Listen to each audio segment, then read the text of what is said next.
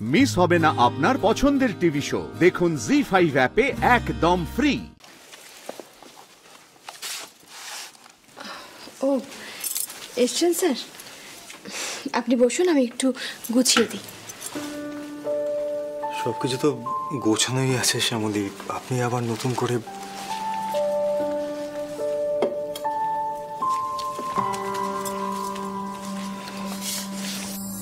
কি এই কাপটা আবার এখানে ফিরলো কি করে? আপনি এটা কবে আনলেন? ওটা আমি আনিনি, পুরনো যা কিছু সেসব নিয়ে ঘাটাঘাটি করা আমার স্বভাব নয় স্যার। এটা নতুন। নতুন? হ্যাঁ স্যার, একেবারে আপনার আগেরটার মতো।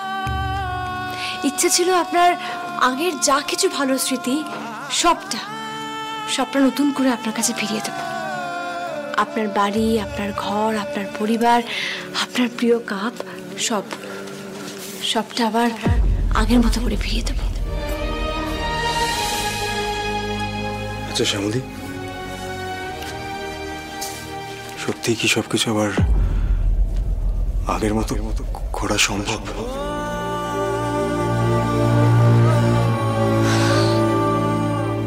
জানি না স্যার, সবকিছু বোধহয় আগের মতো হয় না জানেন। যতই নতুন জিনিস আনি, একই রকমের জিনিস আনি, পুরনো ছাপ থেকেই যায়। পুরনো স্মৃতি ভুলে যাওয়া অতটাও সহজ নয় sir.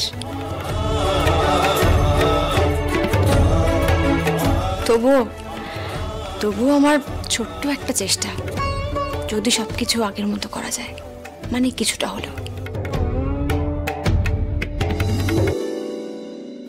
Thank you for everything.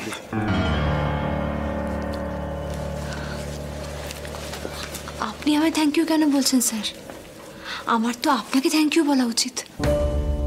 হ্যাঁ স্যার, আমার এই বিশ্বাসটুকুর মান রাখার জন্য আমার আপনাকে থ্যাংক ইউ বলা উচিত। জানেন স্যার, এই কাপটা আমি অনেকদিন আগে কিনে রেখেছিলাম। বিশ্বাস ছিল যে একদিন না একদিন আপনি ঠিক এই বাড়িতে ফিরে আসবেন, আপনার ঘরে ফিরে আসবেন, আপনার নিজের জায়গায় ফিরে আসবেন। আর সেদিন আমি এই কাপটা আপনার টেবিলে সাজিয়ে দেবো। শ্যামলী, তো নিজেই শিওর ছিলাম না যে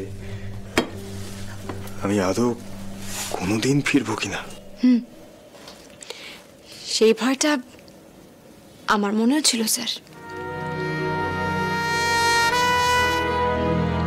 তবুও মহেশ্বরের উপর ভরসা আর ওই বিশ্বাসটা আঁকড়ে ধরেছিলাম। যদি না ফিরতেন তাহলে আপনার ওই কাপ আর আমার এই বিশ্বাস দুটোই ভেঙে যেত। তারপর কি নিয়ে বাঁচতাম কে জানে।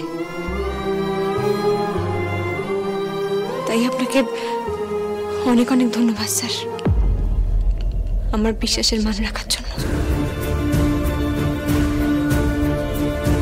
জি5 ডাউনলোড করুন আর সব এপিসোড দেখুন একদম ফ্রি।